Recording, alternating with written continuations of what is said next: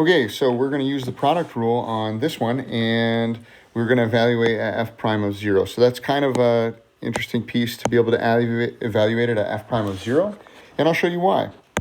So hopefully you're noticing that f of x has two chunks. So they were actually going to have to do two product rules here.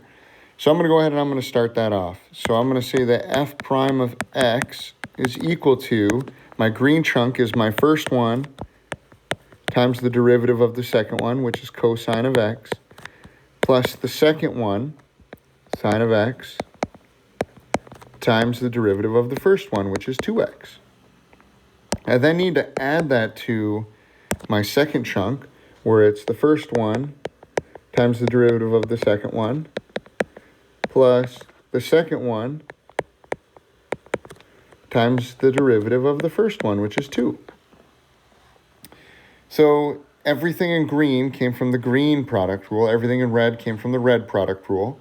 And now I'm going to go ahead and I don't need to simplify this if I'm just going to plug in 0. So I'm going to find f prime of 0, which I'm going to get 0 for this chunk.